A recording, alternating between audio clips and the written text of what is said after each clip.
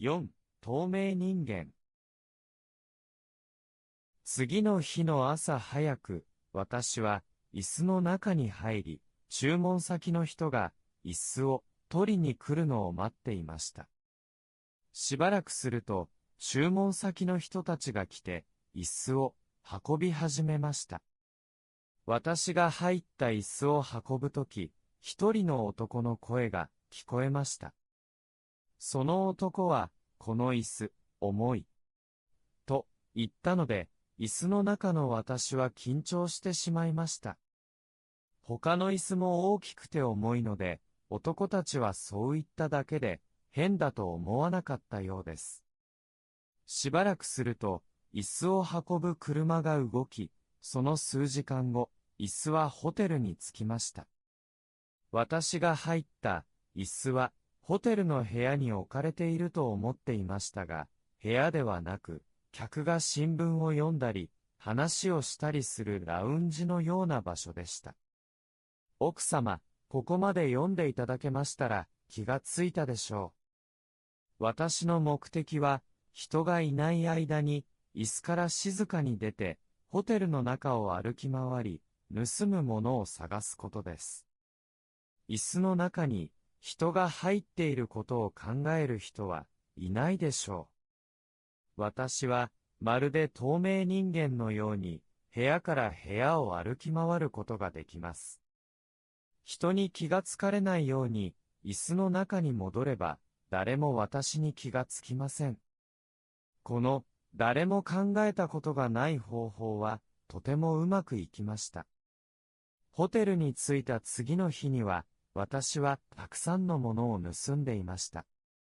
たくさんの人が、あっちへ逃げた。こっちへ逃げた。そっちへ逃げた。と、私を探している声を聞くことも楽しかったです。でも今は、もう盗むことの話をしたくありません。盗むことより、幸せなことを見つけたからです。その幸せなことを、奥様に話したかったので、手紙を書いたのです。話は、私の椅子が、ホテルのラウンジに置かれた時のことから、始めなければなりません。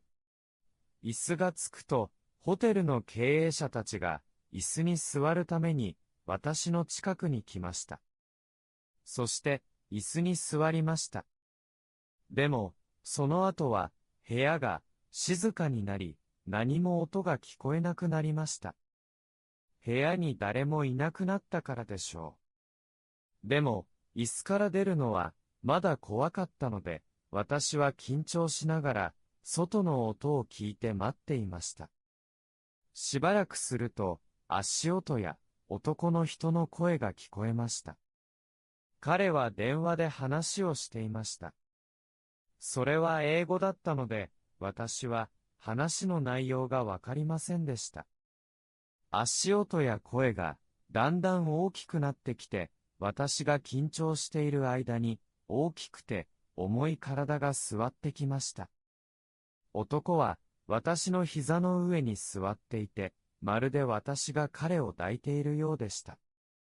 そして彼はタバコを吸っていたようで、椅子の中までその匂いがしてきました。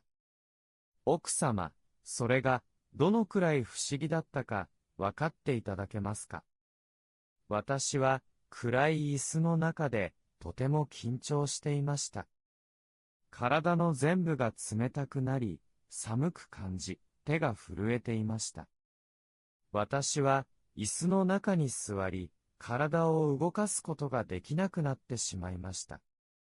その男から始まり、その日、一日、私の膝の上で、いろいろな人が座ったり、立ったりしました。そして、誰も私がそこにいることに気がつきませんでした。私は本当に透明人間になりました。